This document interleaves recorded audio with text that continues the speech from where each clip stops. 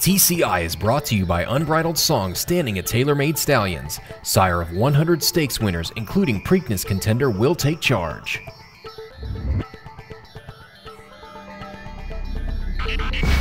Welcome back to TCI, your inside track to the Triple Crown. Alongside Joel Cunningham, I'm John Siegel. Joel, before we talk about the Preakness, we need to recap the Peter Pan. We see Freedom Child in here, a horse that will next run in the Belmont after he romps in here by over 13 lengths. Very impressive, Joel, but you say before everybody gets too excited, the track may have been a major factor. Well, I think he's a nice colt, but I do think the track benefited him. You just watch the races at Belmont. They took a lot of range on. It was a sloppy track, and you saw dramatic stretch runs to where the horse really turning for home that made the lead was able to really draw off from the field. So I think there was a little bit of product of that. The fact that, we thought he'd break from the rail and show speed in here against this group, and it was a solid full field in here. Right. I thought he was one of the 2 or 3 that you had to watch out for coming back in the Belmont Stakes. He showed speed, was able to draw away dramatically, and the Brisk number was good. It's a 105 Brisk rating, which is very good for a 3-year-old this time of year. And again, I don't really question the quality of this colt. He's clearly getting better and showing that, he's a top-class type colt. But again, going a mile and a half next time out, we know he likes the track.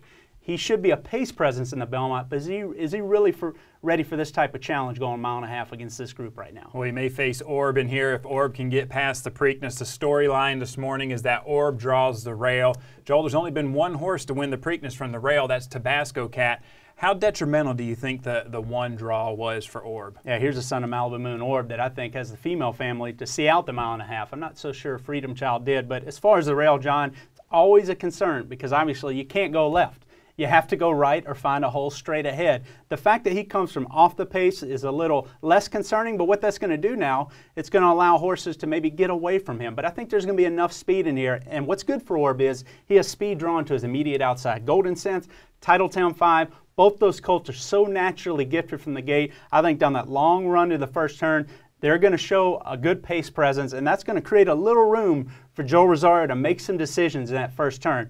Do I try to follow him up there and be a little more forwardly placed, maybe a mid-pack type trip, or do I just let the horse fall out naturally? Like always, if you do that, you start running the risk of horses to his inside, like Departing, My Loot. They're going to have similar trips as him, perhaps hemming him in, not allowing him out. Maybe a little race riding there. So Joe Rosario, who's riding so well right now, you would have to think Joel's going to make the right decisions. I think he's going to have some serious decisions to make, particularly from the break of the gate in that first turn, following that speed right to his immediate outside. Well, last week we said with the presence of Titletown 5, we really thought that ensured, a fast pace here in the Preakness. But Wayne Lucas says, hey, wait a minute, everybody. Don't expect to see Titletown 5 on the lead in the Preakness. Joel, you think that's just gamesmanship, or do you think he's serious? No, I think it's, if he's serious, I don't think he's going to get his wishes. I mean, here's a colt that's just naturally gifted. Julian Leperoux is a finesse rider. He might try to get the colt, be quiet on his back and hope the colt settles and comes back to him, but he's not a strong rider. Just look at the opening fractions this colt has run, John. I mean, he's a natural 45, 46 and change cruiser. He's a fast colt. I don't think you want to wrestle him off of that style. He's going to provide a good pace in here, and the fact that he drew right outside of Golden Sense down on the inside, I think it's going to make Golden Sense and Kevin Krieger have to also make some decisions early in the race to make sure that he doesn't get lapped over on by Titletown 5, start taking dirt, because I think Golden Sense, he runs his best when he's out in the clear. So I think the two of them drawing next to each other, and again, we talked about these Derby paces, the pre-prep races, not having fast paces. The two that did were the Santa Anita Derby and the Louisiana Derby when Titletown 5 and 46 and change that day. Obviously, Golden Sense, a naturally gifted horse, went fast in the Santa Anita Derby. Those two drawing next to each other on the inside, I think is going to be a pretty aggressive pace. Well, the horse that may be sitting in the catbird seat is Departing, a horse that a lot of people think has the biggest shot of upsetting Orb in here. Joel, he's going to get to see what those 3 horses do to the inside of him. I think it's a huge benefit. I think he's going to have a similar trip to Orb. I think he's that type of colt that has a little tactical speed, but really likes to make that closing run, John. He's a closer at heart. So I think you'll see Departing and Orb have similar type trips in here, maybe around mid-pack or or maybe a little off mid-pack, depending on how fast his pace is. But Departing, a lot of people like him as an outsider in here because he's gotten better. He's developed through his 5 lifetime starts, and certainly with the addition of Lasix last time out, he really had a breakthrough win. But he didn't beat a lot in the Illinois Derby, and it wasn't overly fast of a speed rating. So again, Departing, I still think when you look at that Louisiana Derby, he was a clear third behind Mylute and Revolutionary in there. So he has to show that he can take that step forward, really make up those lengths.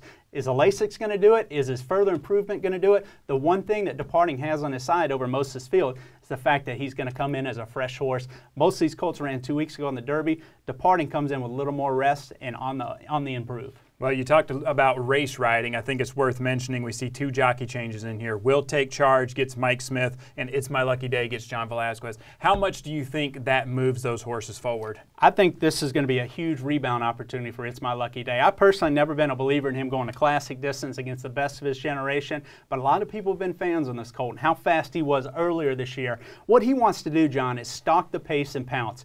He was not set up to do that in the Derby whatsoever once Palace Malice ran off 45 and change half mile, found himself further off of that, and certainly it did not set up for the type of race that he needed to be successful. The type of colt he is stalking a pace. Now, he can stalk a quicker pace like Shanghai Bobby set a few races back in the Holy Bull.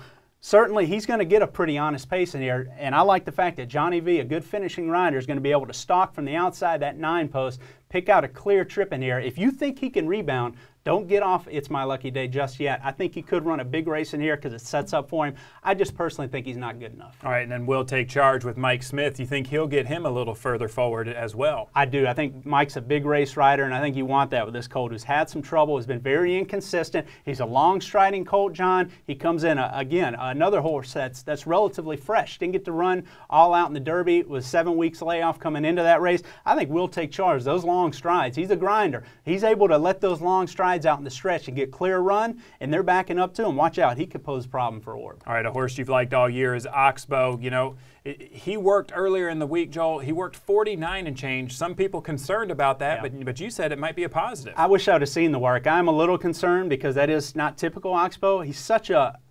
aggressive, high-energy horse that's so generous in his works. I question, how Gary Stevens was able to get him to go that slow in that work, but maybe it's just a familiarity thing. Gary's been on this colt a few times now. Maybe he's found something. And certainly he sounded like he was very confident after that breeze when you hear interviews from Gary Stevens. I think Oxbow looks good physically in all the photos I've seen. Comes out of the Derby, great, carrying good conditioning. I think he's going to get a stalking trip, and I think he's a natural, again, for these classic distances with his cruising speed.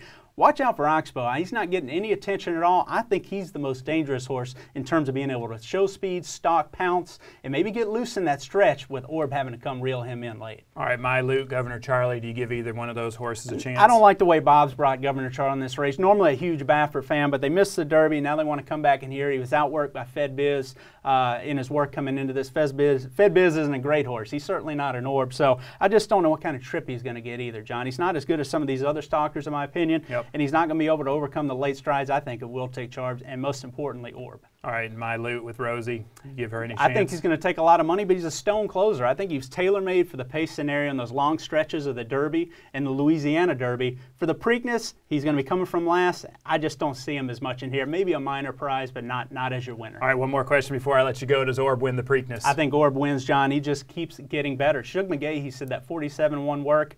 I was shocked he worked the horse that aggressively coming back out of the Derby. I mean, you don't normally see a conservative trainer run a horse back in 2 weeks. They're kind of obligated with this colt in the Preakness, but I still think he's taking those forward steps. Shug was able to see a good aggressive work out of him, said it was one of the best works he has ever seen in one of his horses, which is a mouthful when you talk about a trainer that's had so many good horses come in and out of his barn in the last 30-something years. So I think Orb's sitting on an A-plus performance in here. I think he blows the doors off this group in the Preakness. We could see something special going into Belmont. All right, thank you, Joel. Thank you guys for watching. Make sure you play the Preakness at twinspires.com, and make sure you come back next week. We're going to recap the Preakness.